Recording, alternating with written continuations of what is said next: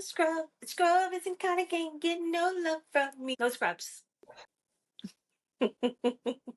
Did you know I was gonna break out in song and No, dance? no. What's up, y'all? Thank you for tuning in to yet another episode of the Savage Corner. You guys know what time it is. Make sure you like, subscribe, and turn on notifications so that way you can stay tuned to everything Savage Corner. Let's get it.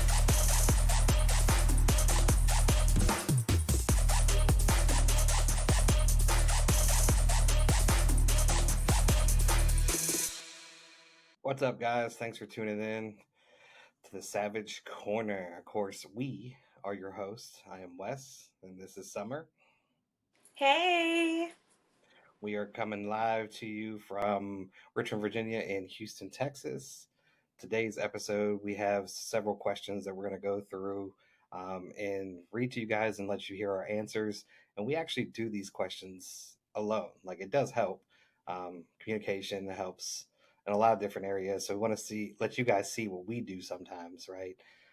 But then also at the end, of course, we have an email not a customer, shouldn't say it that way, that a person wrote into us that wants our elaboration on. So make sure you stay tuned to that because those get really fun. They turn into like the Maury show. So make sure you tune into that definitely. With that being said, Summer, what's happening? Not a whole lot. Just getting over some sickness and a sunburn and painting, and that's about it. Yeah, of course we had the eclipse this week, so I got to see that. Actually, it dawned on me when I was sitting out there with Jonathan that I've never actually looked at one, because Oh my goodness. he had the special, Hmm.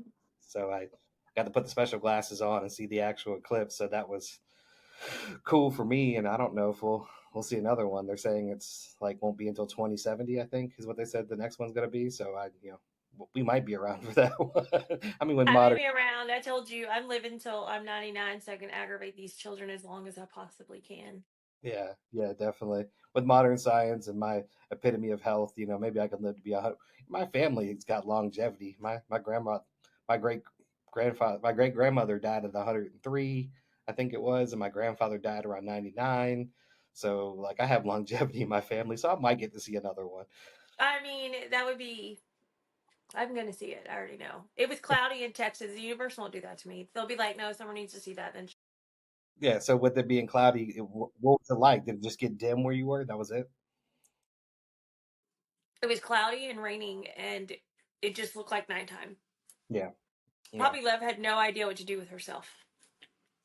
She didn't feel like it was getting dark. No, because Carson and I had to go to the grocery store. So we went to the grocery store, and while it was happening, it started to get dark while we were in there. And then we came back out. Of course, it's dark outside, and she's just like, and there's like hundreds of people all over the Walmart parking lot, of course. So, Yeah. yeah, Well, that's it awesome. was fun. Yeah. Something I'm different. glad y'all Something. got to see it, though. That's awesome. Yeah, we did. We did. It was My uncle, I know, did you go look at those pictures that I sent you earlier from my Uncle Ray? yeah, he did really good with those pictures. I mean, especially because he caught it like as they actually met with the light gleaming around it. Really to Yes. get that picture often. Because I even tried, like I tried to take the lens off the glasses, Mm-hmm. put it on the phone, but it still wasn't. You know. No, So he is like such an amazing photographer. I love it so much, but he did some great ones. yeah, he did. He did. He did. Oh, and my dad was flying. And so I got a picture of him up in the sky, like, and the moon, the sun and the moon were like this big. Oh yeah, that's gonna be Yeah, like it's super close. yeah, definitely, definitely. Yeah. Sorry. Go That's ahead. so we're gonna. We want to do like the questions first. Is that what you want to do? Yeah, we can do the questions first. Okay. And did you get these questions from somewhere? Do you need to plug it or? Oh, no, I'm good. Okay. I gathered them and changed them. So I did it more like what I ask questions for us whenever we do it. So that's why I did it. Gotcha. We're good. Yep. All right. Well, I am ready when you are. Okay. It says, what's the worst thing a past date or ex could say about you? Yeesh. Mm-hmm. Ugly. You are not. It's as far as a past date is concerned, like I had a girl that I went on just one date with, but I can definitely use that one as an example. So we talked for a few days. This is right before I met you, matter of fact. We talked for a few days. We go on our date, and the date that we went on, of course, I go through my questions to see where a person is in life. That's how you date, right? Get to know somebody. And I got to the point where I asked, was, she said she had children. So I said, was the father involved?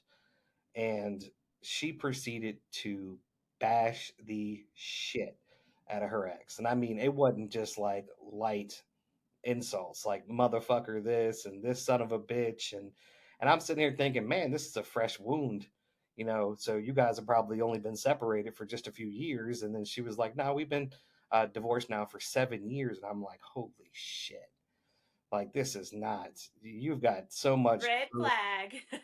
Right, and Heal yourself, child. right. So there, I just knew there was a lot of growth and things that she needed to go through in life. So instead of just breaking it off, or I'm not one of those type of people where I'm just going to give up because there's a flag there. To me, a red flag means slow down. It doesn't mean just bail out altogether. Some of them, there are red flags where you say hell no. But on this one, I was like, all right, let me just see the reaction, how she goes. Let's talk a few days. Maybe go on a second date if possible, see how it goes or whatever. But she did it again on the phone, and I was just like, all right, it probably isn't going to work. So I started to back off, to see if that would just end it so I wouldn't have to be. And when I backed off, she ended up messaging me out of the blue, and it was a long text message, like it was paragraph after paragraph after paragraph. But in this text message, she tells me, because I was already doing social media at the time, she was in there saying that I have no idea how to be in a relationship, that I have no idea how women think, and that I need to get off the internet, and that I was ignorant to women's needs and all this other stuff. And then she proceeded into telling me that I need to focus more on weight loss than I do on the internet, because I was fat, is what she said. So it was an ugly, ugly experience, but I just didn't respond. My response was no response. So therefore, she's probably still out in the world thinking that she was standing on a good foot there, and she wasn't. So that would be one negative influence. As far as my marriage was concerned, like I've been open about that. There were things that I needed to do. We've in the long run, I'm glad I didn't because I met you. But there were those things should have been worked on. But things like I just wasn't being the man that I should have been, and I wasn't doing a lot with the family. I wasn't going out with the kids, and doing certain things. So little stuff like that. So I guess that's the best way for me to describe that. What about you? Um, Probably that I'm mean. No. I'm a mean drunk. Not gonna lie. So I just don't drink, but I um when somebody makes me mad, I'm not nice to them. I'm better now, but that was one of the things that anything that upset me, I was mean. But it was because I was unhealed and I didn't know, and but he's really the only ex I have. Right, right. So that's the only relationship, really, right? The only heavy relationship. Yeah. Like the other ones were just you go out on a few dates a couple of times and then you're done. Like, nope, I don't want to deal with that.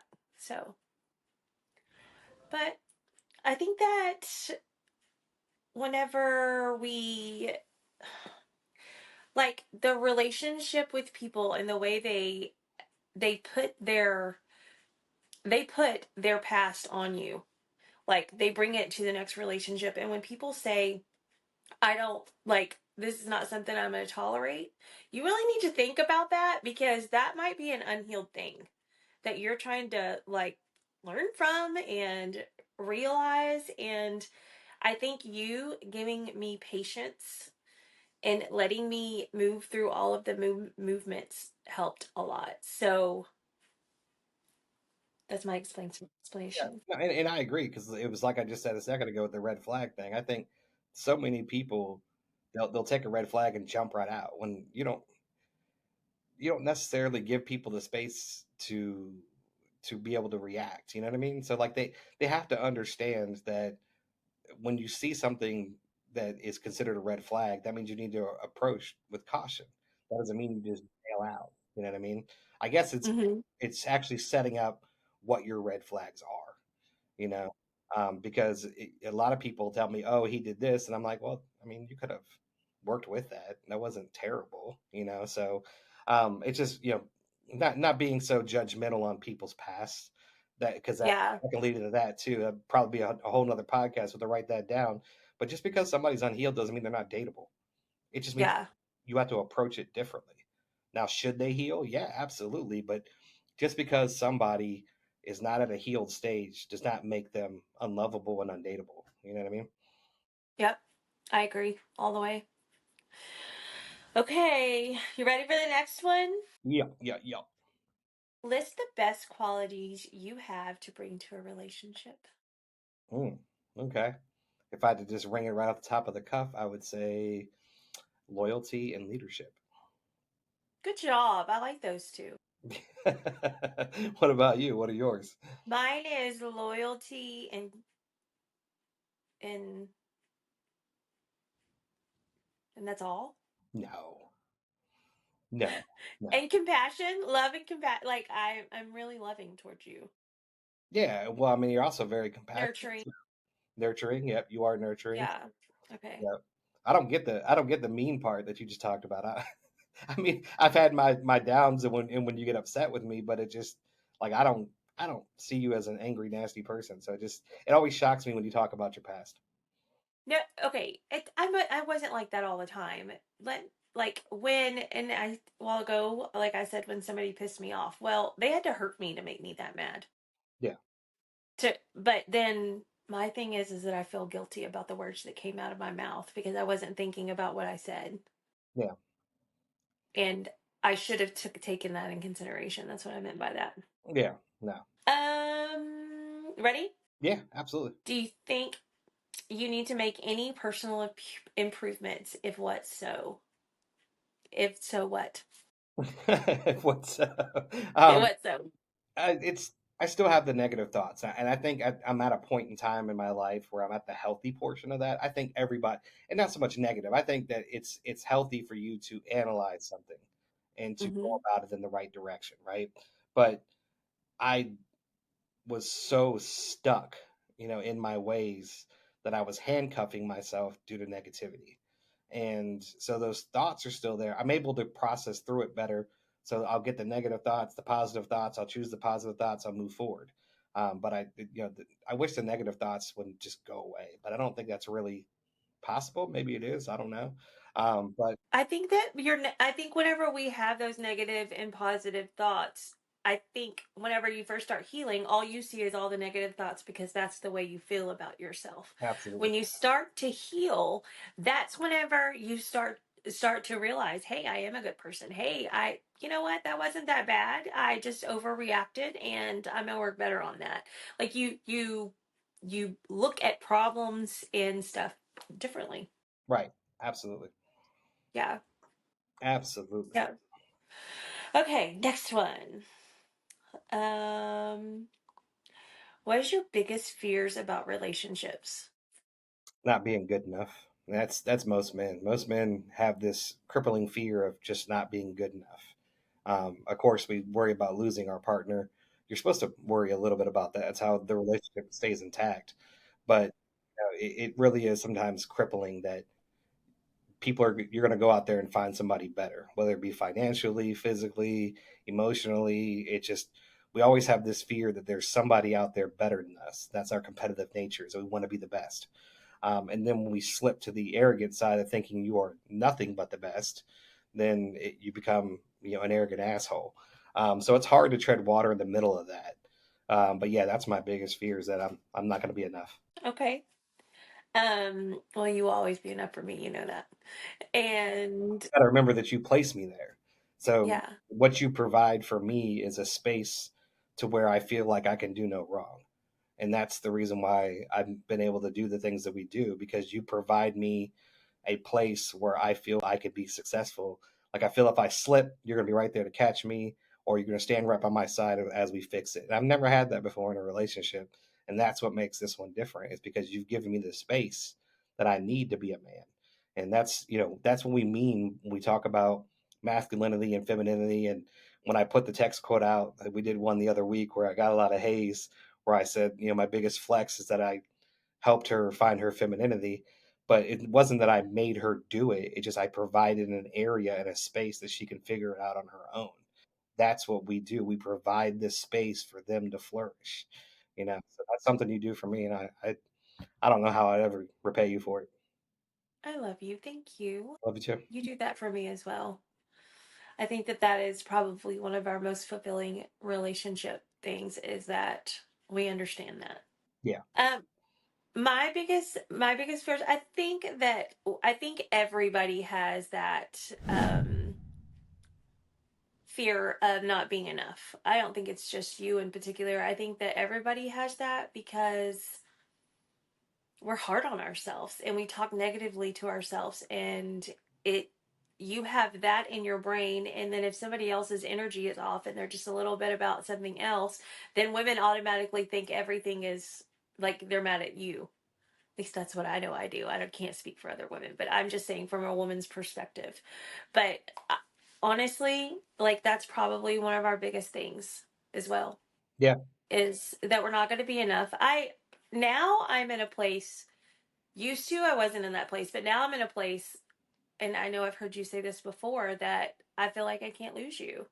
yeah. I can't fuck up You with you. you can, but it's something large like cheating, or Yeah. turning to alcohol for a long period of time, like an alcoholic. Like those would be the things that would just get to the point where I couldn't take it anymore. Not that I wouldn't stand by you. So But I was an alcoholic.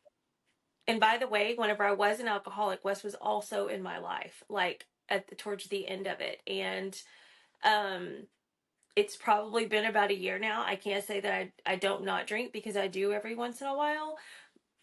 But now I've just noticed that every time I have a drink, I'm not going to do it anymore. I say stuff, I regret it, and it's not worth it. right, yeah, and that goes back to what I said earlier. Just because somebody has an issue doesn't make them undateable. It just means, are you willing to do what it needs to do to get the work done? I was willing. I said, I see something in this person that is absolutely amazing. So yes, I am willing to put in the time and the patience to go forward with that. I didn't ever tell you to stop drinking.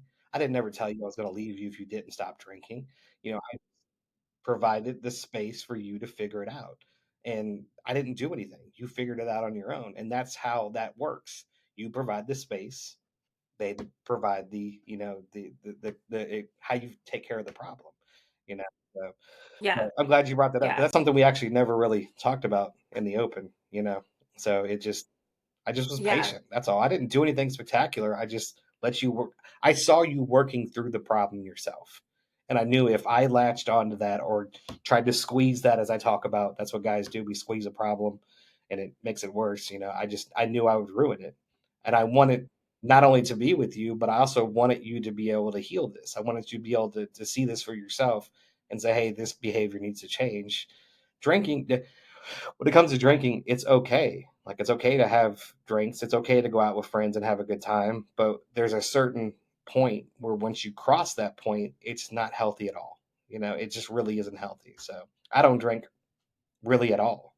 But that's just a choice of mine. There's no reason for it. Yeah. I think I've seen you drink one I just time. didn't enjoy it. It just to me, No. I saw real quickly in my early 20s that all this is doing is sucking resources out of my wallet and sucking time out of stuff that I could be putting into something constructive. You know what I mean? That's all I saw. Yeah. I saw drinking as fun in the moment, but it did nothing. Absolutely, it does nothing for you in the long run. Is the way I saw it. Of course, people can have different opinions about it. That's just the way I look at it. Well, I was self Yeah. medicating.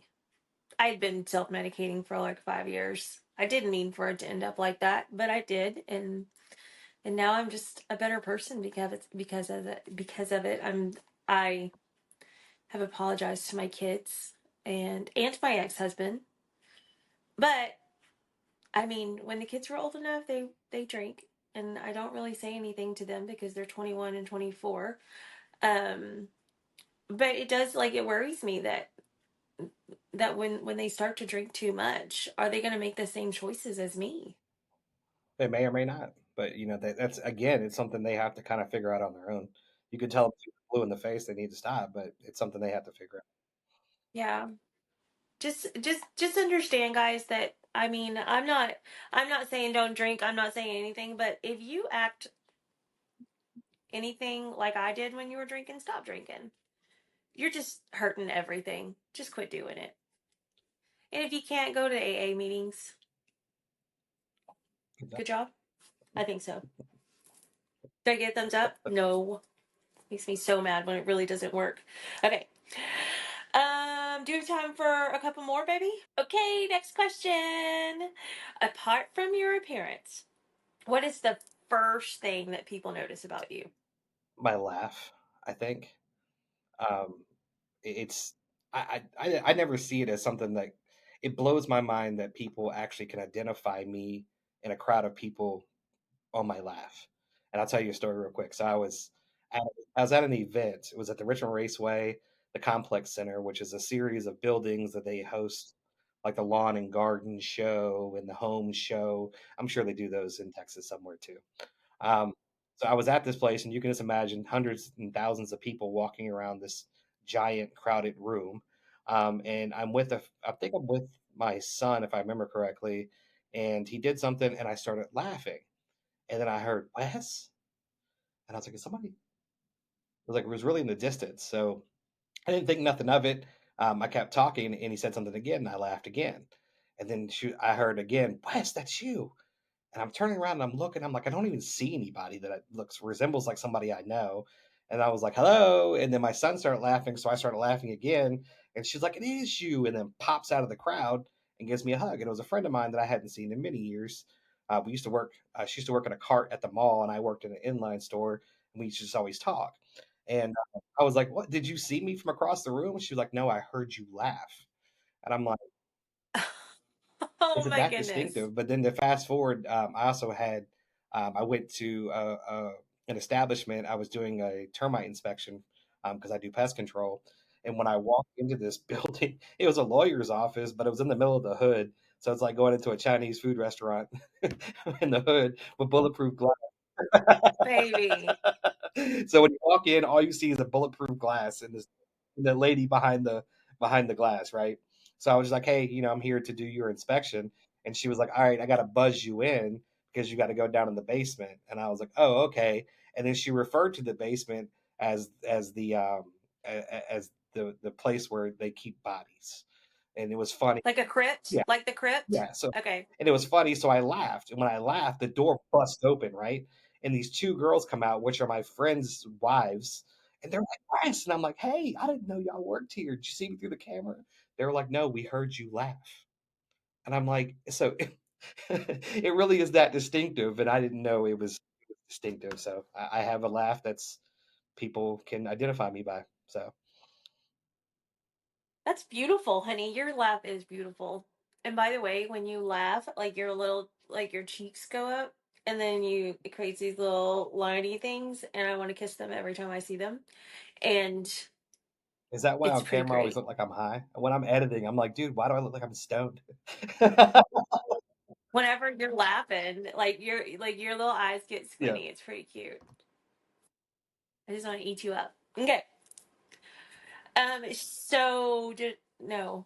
Mine would be I mean, the first thing that people usually notice about me is puppy love. This is the truth. The dog is he wants to touch the dog. All the way the truth. I mean, I, that's like the first thing that I can think of. But I think the other thing is that I used to do this hey boo hey thing to like all of my friends, and I mean I still do it. But if I say hey boo hey and like let's say okay, the only store we have right now in the Cleveland is the Walmart. Okay, so whenever I say go to Walmart, it's the redneck Walmart right here in Cleveland. Okay, when I go to the Walmart, because I live far out in the woods, when I go to the Walmart and I say hey boo hey, like there might be two or three people pop out and be like, hey Summer, and I'm just like, there we go. So that's the other thing. It's probably my mouth, honey. No, It's my mouth. no. It's definitely puppy love. So do you remember you said not your appearance, so Yeah. Oh, well, I mean, my voice, some words There you I go. say, and the tone. Your There we energy. go. That matches it. Yeah.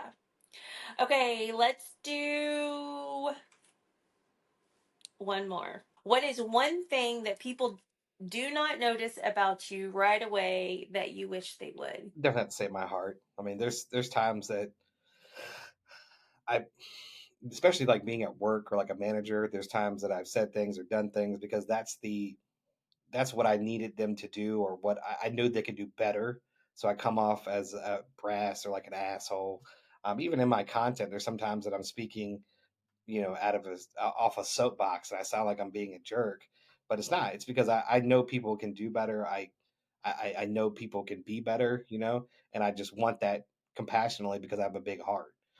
So I wish people could see my Yeah. heart more, my intent more, because I think that's something a lot of people miss. They get so frustrated or bent out of shape over what somebody is doing when they don't realize that their intent is not malice. If their intent is not malice, then you really shouldn't judge them that way. It's same. Not not everybody's after you. Right, right. Well, the same thing goes in a relationship conversation because somebody could say, "Oh, he said this." Okay, well, what was his intent behind it? Was he malice? If he's not malice, then why are you holding that? You know his intent. You know he loves you, right? So if the intent is not malice, then why did you take it to the third extreme? Yeah, So take the words as words, throw them away, and ask what's behind those words. So and you would get a lot further that way with people. But yeah, I would say my intent, my heart. that's amazing, baby. I think that your heart is big and huge, and you're very passionate, and I do agree with all of that stuff. You're Yeah. very passionate, and whenever he gets loud, it's not because he's mad; it's because he's passionate about it. And I don't think people understand that enough. Yeah. What about you? What is yours? Mine would be resting bitch face. I think that my first initial reaction to things is usually either confused or what the fuck. And it's not like it's a bad, and I try to smile whenever I think like that because I might be like, what the fuck? And then that's really cool. You know what I mean? And then my brain starts to process. So it takes me just a split moment, but my resting bitch face sometimes gets me in trouble with people. So I try to fake smile. Doesn't work. Okay. But that's mine. I There wish you they go. could just see through it. Like, don't, don't look at me. Don't look at me. I'm gonna go like this when I need to react to people from now on. But you Absolutely. know, All right. So you want to go into the email now? well, I've yes, I want to go into the email, and then I have a little thing at the end that I read. I was going through the TikTok while I didn't feel good, and I saw this thing about dating that I really want to read. Okay. Um, and then but we can do it after the email. That's the Okay. only thing else I have, just so Okay. we know. All right. So we know. Okay, email. For the email, guys, remember that you can email us your scenarios or what you're going through in life because we like to try to elaborate or try to give you advice. Of course, our advice is based on personal opinion only. We are not professionals. That's actually a disclaimer that I have to say out loud. So that we don't get into any trouble. If you want to email the show, you can definitely email us at beardedsavagellc@gmail.com. Again, that's beardedsavage@gmail.com. We will not use names. We're not here to give people notoriety, so names will not be used at all. But if you guys want to email the show, you can definitely do that. If it's just the two of us, we'll elaborate. Of course, we have a guest. We can elaborate as well. But get those emails in. We're a little behind. They've been rolling through. But get yours in now so we can get it on the show. So go for it. Okay, here's our email. It says, I'm writing to share some of my experience and seek advice on a particular challenge I've been facing in the dating world. This is going to be a good one. 10 years ago, I went through a divorce that was emotionally challenging, but ultimately taught me a lot about myself and what I want in a relationship. That's great. So that tells me right there that she's healing, Or right? healed too. Yeah. I mean, not everybody's healed. Since then, I've been on a journey of self discovery and growth that is beautiful. And a part of this journey has involved trying to find love again. Dating in my mid 30s after my significant life event like a divorce comes with its own set of challenges. One of the biggest challenges I encountered is related to my career and financial success. I'm fortunate to have a job that I excel in and that compensates me well, putting me in a high six-figure income bracket.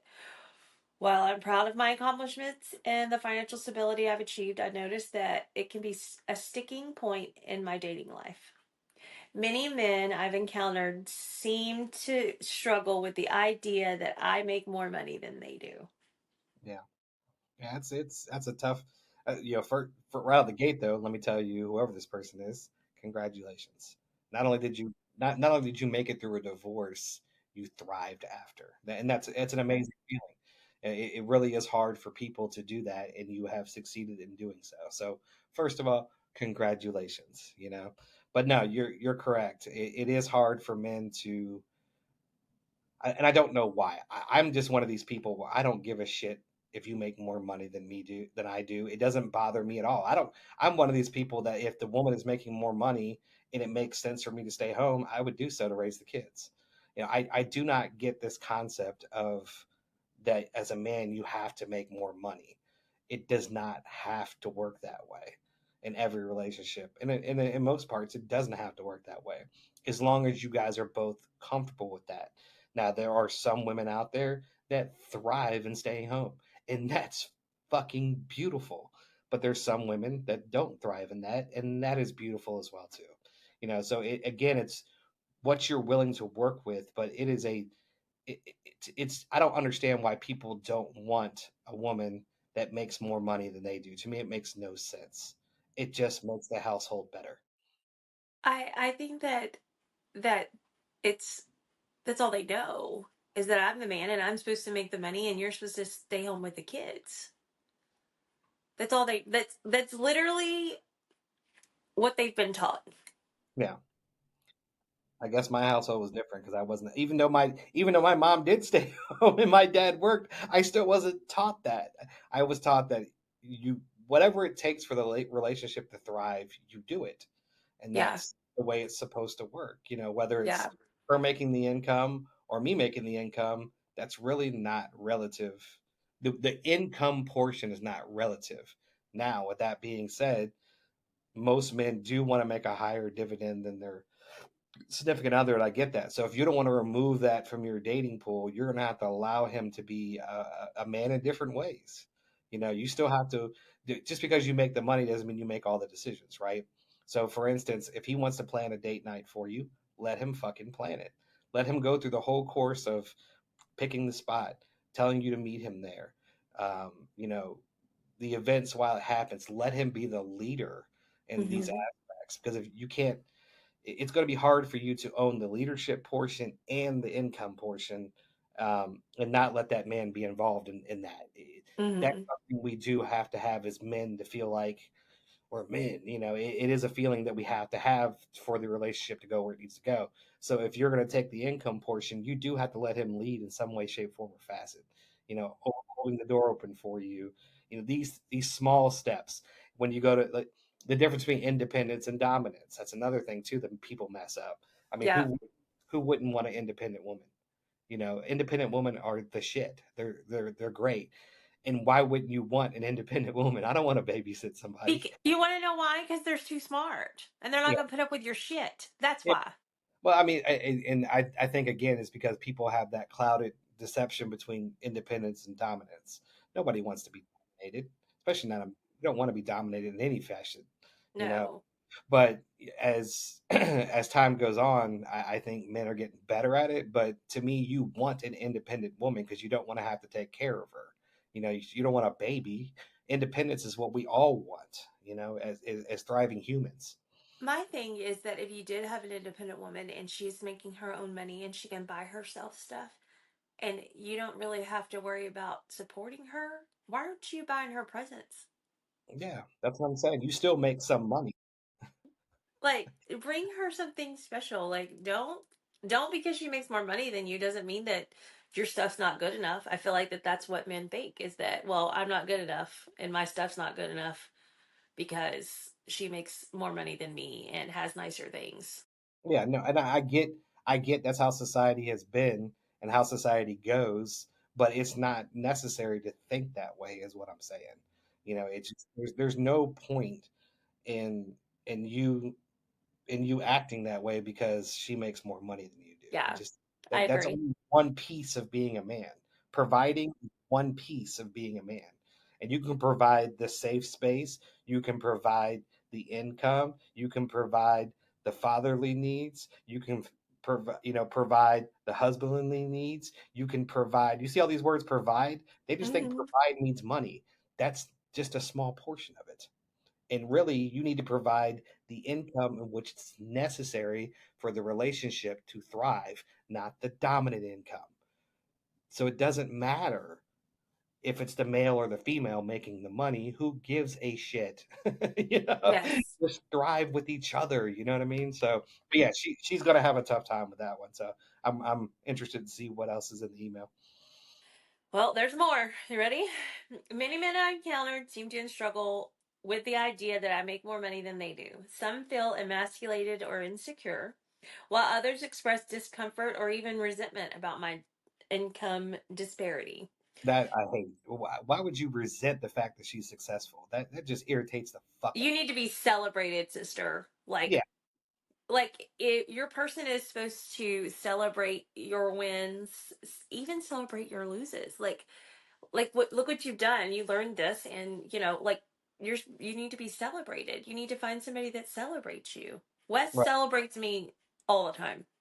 Right. And it's hard. It's hard enough to be successful as it is. It's even twice as bad when somebody is literally beating you down for being successful. Fuck that. There's no way. There's no. Yeah, it's completely.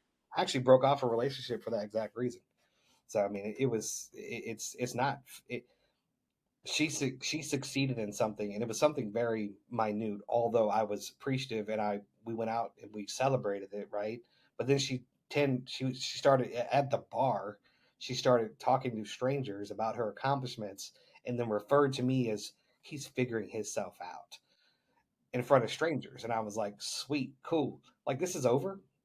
I'm not even going to try to fix that. If that's your attitude, you're gone. And so I will tell you, if you don't celebrate that person for their accomplishments, then that shit is not going to work. Period. And you know what? And when you're in a conversation setting and you have any chance that I get, I'm praising Wes to everybody and anybody. Like if he's done something and I think it's great and he's excited and proud about it, I want to share his successes. And that's what I don't get, because I can only imagine she probably won't share her successes, because then if the person's jealous, so it's just not fair. Yeah, you get to the point where you don't share it anymore. So Yeah. And you want to be able to share. Okay. yeah, Let's go on. Let's go on. Let's go on. The dynamic has led to a series of frustrating experiences in dating. I've encountered men who are incredibly interested but then pull away after they find out about my income level. Some have made snide remarks or exhibited behaviors that indicated they were uncomfortable with my excess. Honey, those were boys. Them were men. right. That's the difference. On the flip, you know what? If she's 30, she should probably be dating a little older man. Yeah. Well, I mean, doesn't have to, but yeah, I mean, but that would be. She sounds super mature, super educated. Like she needs a mature man. yeah, and it could be that the dating pool that she's in it's younger. So I mean, you've got a point. Like Yeah. if I that mean, is, especially if she's using a dating app, like you put your age in there. yeah, yeah. So if that would be good advice, first of all, because it's something she didn't give us. I don't know what dating age I you're looking. know. I You need don't to look. know. So most people look for 10 below or 10 above around that area. Sometimes it's 5 above, 10 below. I would go to 10 above and 5 above and maybe 5 below. And just see what if you get a different type of person that way. I mean, so yeah, it's good advice. Yeah, Okay, on the flip side, I've also faced a flip side. I've also faced situations where I felt pressured or judged for my financial service. The societal expectations that men should be the primary breadwinners and deviating from the norm can lead to misconceptions and misunderstandings. You are correct, but you also have to keep in mind for the last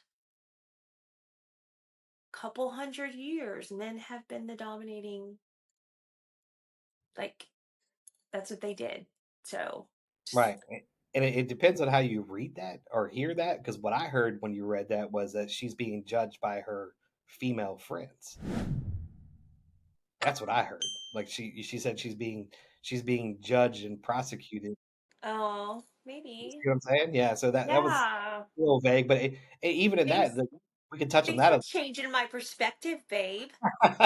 Well, I mean, we you could touch on that a little bit. I mean, like you, I feel like sometimes that women are worse to women than men are to women in some situations. It seems like women are the ones that call each other fat, and women are the ones that say they don't look very good. Or women, I see more women bashing than I don't see very many women that promote women. You know what I mean? Just like Well, kind it's because we're jealous. yeah, I am not jealous because I'm confident in myself. Now, well, if somebody like hit on you or something, definitely step in. But I think that it's just that. it's like women on women cry. It is like I think, and I mean, I have. By the way, guys, whenever I first started my social media, the women, I just started collecting women. That's what I say. I just collected women because I was doing women's healing and women's empowerment and all of that stuff. Um, and I think that it's starting to change. Like, we are being less catty with one another, and like, I have not called a woman fat or made fun of another woman in a very long time Yeah, it's because just like that's not fair for me to do that.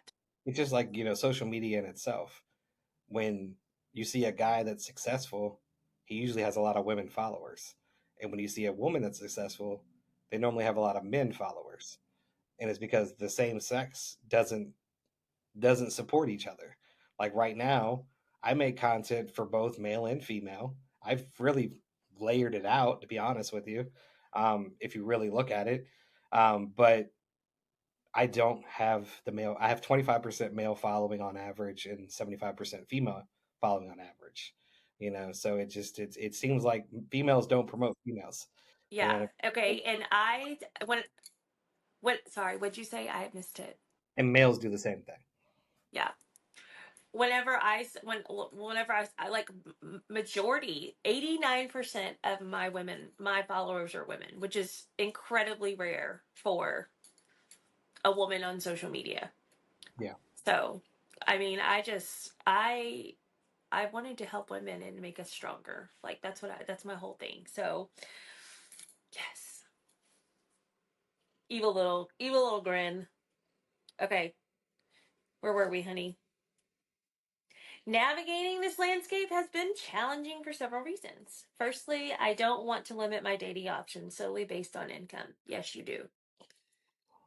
mm, I get where she's coming from there, but it's depending on what the figure is. She said a high six figure. That could be just under $1 million a year. You're really going to lower that dating pool if you date only within your income. And I will tell you, just from what I've seen, like even celebrities sometimes grab somebody that's nowhere near their income bracket, and it's the best thing they've ever done. So it depends on the income itself. If you're talking almost $1 million a year, it's going to be really tough to find somebody in that market. You're really going to lower that dating pool. Totally going to say she's not in a dating pool because she wrote us the email, and she's obviously dated a lot of losers. Yeah. Well, when I So, when I say when I say in the dating pool, I mean you're dating, and so okay, you have a pool of people, and that's true. she's gonna narrow it down to a handful and have less to select from, and she may miss on somebody that's really good that's not in her income bracket. You know what I mean? So she would have to do what we always talk about, right? What we always talk about is that you need to. To attract like-minded people, you go out and do things that make bring you joy, Right. and you go out with your friends, and you go out with everything, which I'm going to touch on that later. But I think at this, like, just from reading that, you know. Okay, you ready to go on? Yeah. Um, I believe in compatibility, shared values, and emotional connection as the foundation of healthy relationship, and that is a very true statement, Mama. Like, you got it, like, so that's good. However, finding someone who shares that perspective and comfortable with my financial success has proven exclusive. Secondly, I'm wary of dating. This is the part. Secondly, I'm wary of dating someone who might see my income as an opportunity or might have ulterior motives. I don't want no scrub. The scrub isn't kind of can't get no love from me. No scrubs. Did you know I was gonna break out in song and No. dance? No. Neither did I. Okay. So that's good. I've heard stories of individuals being taken advantage of in relationships due to their financial status, and it's fear that lingers in the back of my mind. It should. That's a healthy fear. Yeah. People are bad. No, they are, and she has to really guard herself because they're gonna know. So they're gonna have the cow. First of all, your first date, they shouldn't be picking you up. You should be meeting somewhere for safety reasons. So they're going to see the car you drive. They're going to see you walk in with the clothes that you have on. And they're going to ask you, hey, what do you do for a living? And you're going to tell them. If they don't know what that income bracket is, they're going to go home, they're going to Google it. And they're going to find out how much the bracket is or close to it. Right. So it's hard. And that's why I said you do need to limit yourself a little bit on on the pool that you're dating from, but you don't want to limit it so much that you miss on an opportunity of a good person just because they don't make the same kind of income you make. So, but it's going to be hard for her to disguise that because, and you really don't want to disguise it. You want to live your life, but it's going to be hard. You're going to, like I said, you're going to pull up in a decent car and wearing a decent outfit, and there's going to be questions asked. That's just the way it is. Yes, there is going to be questions asked. That's a hard, she's in a hard spot. I mean, I totally get it. Despite these, I remain optimistic about finding love and building a meaningful relationship. I believe that there are men out there who value independence, ambition, and success in a partner without feeling threatened. However, I could use some advice on how to approach the aspect of dating more effectively.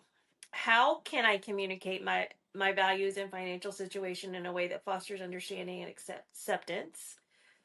Do you want to do these questions? She has 3 questions at the end. Do you want me to do them separately so you can answer them? Yeah, just read all through. Okay. Um, so the first question is, how can I communicate my values and financial situations in a way that fosters understanding and acceptance? Do you want do you what you don't? If you are only going out with these men like a handful of times, they don't need to know your financial status. They don't need to know anything. They don't need to know that you have money. They don't need to know if you're in debt. They don't need to know anything actually. Yeah. There should be no money talk. The only thing that they need to know is that you can take care of yourself. Right. I agree completely. Like I said earlier, like they're gonna know, they're gonna see that you're pulling up in a decent car, and they're gonna see that you're wearing, you know, the clothing that you wear because most people that make a higher income, it is a different lifestyle, right? So they're gonna be able to home in on that, and it's okay for them to say something, but I would just literally watch their movements, watch how they act. If you pulled up an Alexis to me, I'm like, oh girl, look at you, fancy, fancy, and that's about gonna be it. I'm not gonna go any further with that. If somebody was like, oh, what year is that? How much it cost? How much is your car payment? How These are stuff that you don't need to know, bro. Okay, that's you're stepping over a boundary. So I would just feed people out that way. You know what I mean? Don't change yourself. Don't try to hide it. Don't try to mimic it or mirror it or smoke and mirror it is what I mean. Just be yourself and let them ask the questions. Don't be available. Don't. I think people embellish too much information sometimes. And especially when they're nervous about the information, they just throw it. Just I it all comes overtalk out. all the time. Wes just lets me do it. He's like, "Bleh, did you?" Bleh? I was like, She can just say, "I make a good living," right? "Yeah, And then, but if you're nervous about it and you're thinking about it, you're going to say, "Hey, I make $785,000 a year." Bleh, that was too much. Don't. TMI." Don't You know, get it's too. Don't. I mean, keep your personal. And I always say, when we first start dating, we don't know this person, so you keep your house and your surroundings that you're comfortable with away from those people. You don't let them in your house. You don't, because you don't know. Like, you go meet them the first 3, 4, 5 dates. So yeah. No, that's why I said it shouldn't come into play up front. But I would hold on to it. Like, so, for instance, like I don't make that kind of money, and if I did, I think I would hold on to it longer. Meaning, if I'm where I'm at now, 6 months in, 8 months in, I don't mind talking about financials at that point. But with her, I think I'd wait a year, if not more, before I go. I don't remember us talking about our financial situation until we were about a year. Yeah, it's a different lifestyle. Only because I've dated the girl that made a really really high income. She actually made almost $1 million a year. It really is a different thing. She at some point in time she has to say, "Look, this is the investments. This is where it is. This is what's going on," because you have to know those things to be able to handle it if something goes bad. Yeah, Also, you have to talk about the future. Hey, look, this is going to my kids. This is not going to you know you have to make your own living because this is for my family. I'm sorry. And if you have enough, yeah, I'm gonna cut you in a little bit. We'll have our own 401k. We'll have our money together. But those discussions will have to happen because it's a large sum. It really yeah, is a large sum that's coming in year after year. If you're making close to $1 million a year, that's a different conversation, different lifestyle. So I get that she has to have the conversation with them, but that's why I said I think I'd hold on to that a lot longer than what I would if I made what I'm making. You know what I mean? So yeah. it's I may wait a year before I even have a real financial conversation. So And I mean, if those things, like if you're used to certain, it's like I'm thinking like a dinner, and like you said earlier, paying for dates. Like, you need to also have an understanding that that person can't afford what you usually do. yeah, So just keep that in mind whenever, like, if he says he wants to plan a date for you, just keep in mind that it's probably not up to your expectations. And don't have expectations of what's going to happen. yeah, and that is really a good thing too because you want him to lead, right? So let him play on the first date. Hell, let him play on the second date, okay? And then you take one of those. Hey, can I play on the next date? And then you plan it, pay for it, and do what you want to do. I get that she's going to want to be able to do things that she probably understands that he can't afford, and that's the toughest part. When I dated the lady that made that kind of money, it was very very hard because we would go out, right? And I'd be like, hey, I had to get to the point where I'm like, hey, look, there's a different lifestyle here. Your threshold is much higher than my threshold. I don't want to be embarrassed to not be able to pay for what we're doing. So if you can, let's develop a threshold, and in your mind, if it gets there, you're going to have to pay for it. And she got upset, and I'm like, I don't know what to do here because I can't go out and have a $400 night. You can. So what do I do, with this? So I thought by communicating it, it would be a great thing, and it backfired in my face. So Yeah, it's a tough situation to deal with. it's got to be hard. Okay, there's one more little question. Are there strategies or perspectives I should consider and navigate these conversations and dynamics with the potential partners? Absolutely, there is. This is I Wes and I preach about dating with intent. And when you date with intent, you have to know, and you need to make a list of the characteristics you want in a man. This is literally, you are writing out your dream man. And I'm going to tell you right now, do not write in there that you want a six-pack abs and all of that stuff.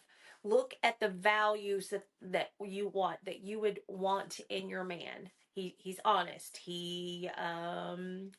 He likes to go. He's active. Like he likes to go on hikes. If you're into that, he seems to keep a cool, calm, and collected. I had like my characteristics were loyal, nice, soft spoken, patient. Like I had a lot of things because I knew I'm a wild child. Like somebody has to be able to accept my energy sometimes. So like you need to make sure that you are writing down characteristics that you want in a man. You need to make sure that you're going to do stuff that brings you joy. And I'm just going to go right into my thing because I didn't realize that this question was probably why I started to do some research on it. And here it goes. So, focus and shared values. Um encourage yourself to seek out partners who value ambition and success. Rather than feeling threatened by it, finding someone who shares similar values, goals can lead to more fulfilling relationships. Yeah, So, I mean, that is one way that you kind of start. You you literally focus on yourself and you write your needs and what you need. yeah, The no, second one is um so I got two different open communications. I got two different reasons. So I have ours where we don't talk about that for a year because it's really none of their business. It's not going to affect their lives in any way, fashion, form, whatever. Um but this one says, and I wanted to read this one to you, suggests that she openly communicates her career achievements early on in the dating process. This can help filter out individuals who may not be comfortable with her success and allow her to focus on those who are supportive. So, yeah. I mean, I could see it either way. Really. yeah. So When I saw that, I just want like I wanted to see what you said, but I can see that. I can see that way as well. yeah, Like to me, she thinks that this is all negative, and it is not negative. It's actually positive. These men are not for you. When your person pops up, you're going to be like, "Wow, okay, that came out of nowhere." It's going to be easy. You're not going to have to worry about your money. Like it's just going to go smoothly. yeah. No, I agree. And now that you said it that way too, like I get where they're coming from to say it in the beginning, but I still wouldn't do it on the first date. You know what I mean? It just not. But I and mean, early on, I'm thinking like a month or two in. yeah, no, I mean, well, the other thing too is how would you how would you have that conversation without sounding like you're conceited about it? You know what I mean? Hey, look, we need to have a conversation. I make $758,000 a year. We need to talk about this. Fuck you. Like that's how that conversation is going to go. You know what I mean? So it's just it's again, to me, I think let them paint their own picture and ask their own questions. Yeah. And you just give the answers that you need to give. But the actual figure doesn't have to be talked about. And another really good question to ask them is what are the values? This threw men off. If they didn't answer it, I get up and walk off. Um, what what are some of the values you look for in a woman? Right. And let me tell you how many men ran from that question. Oh And do yeah. you know how glad I was? Because I knew that somebody had to answer that question for me to even give them the time or day. Right. Right. Yeah. So somebody's cooking bacon in my house. Uh-oh. I smell bacon. Okay. Expand social. Oh wait, did I skip one? Okay. Look beyond income. Encourage her to prioritize qualities such as kindness, compatibility, emotional intelligence, and income levels over income levels. And compatible partner who respects your accomplishments and is secure in his own identity is more likely to be a good match in the long run. Yeah. A more matured, like I said earlier, a more matured man. Like that's super important. You get to the end of it, all the advice, right? So all the Yeah, advice is A, dating sounds like it's becoming a chore to you, so you might want to take a break. yeah, B, just continue to do the stuff that you love. Like I said, you there 95% of the people that I've talked to in my lifespan, and I have to say 95% because my father actually doesn't fall in this category. They did not meet their significant other on a website or a dating app, right? It Dating apps are part of the tools, but it rarely ever gets the forever person. Usually doesn't come from the dating app. Most people I know, they were dating with dating apps and found somebody that wasn't on the app, and that's who they ended up falling in love with and getting married to. My father, on the other hand, did find his my stepmother on a dating app, and they did get married. Okay, so it does happen. Don't get me wrong, but for the most part, it doesn't come from the dating apps, and there's a reason for that. But I don't want you to delete them because you need to continue to go out and do things, But focus a little bit more on that stuff that you like to do and see if you'll bump into the right person. Again, the financial stuff, just try not to be open with the dollar figure. Let them Mm-hmm. and you can answer and watch how they ask those questions because you should be able to weed out those assholes. I know some people are good about putting a mask on, but you should be able to weed out those assholes.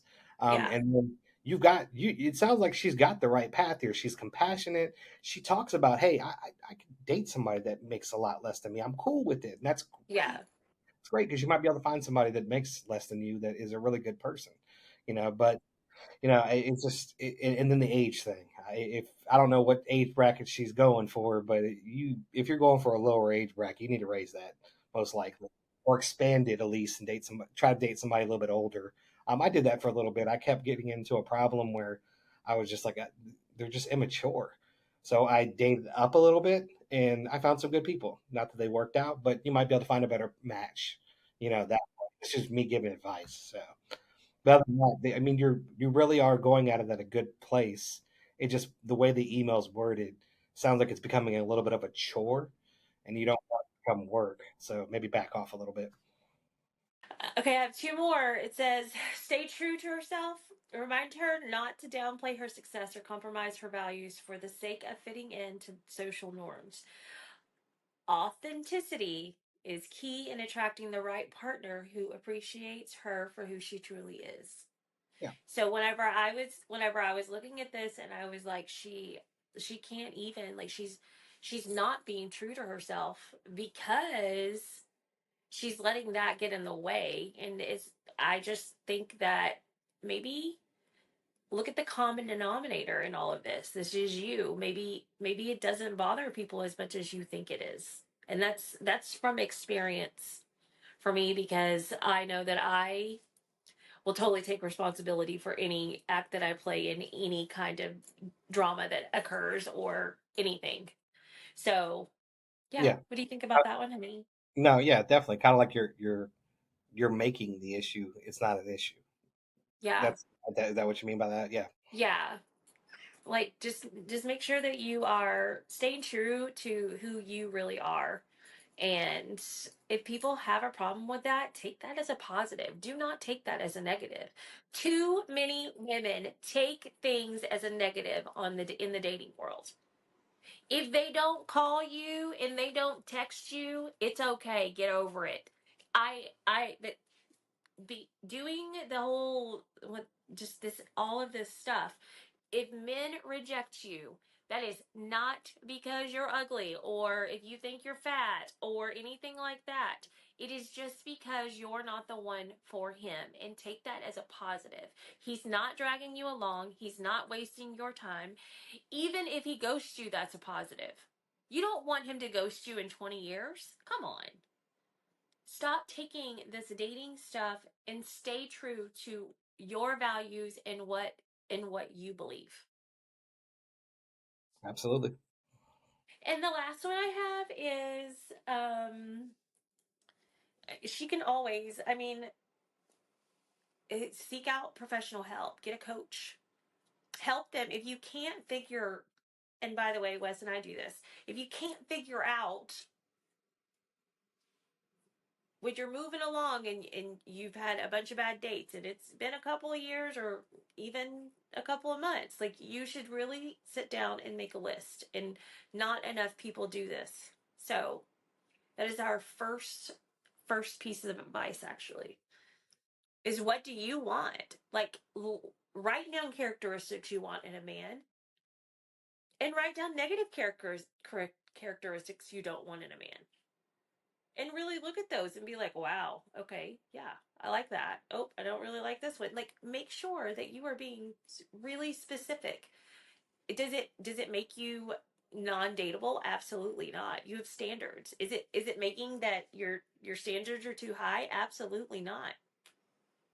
You know what you can tolerate and what you can't.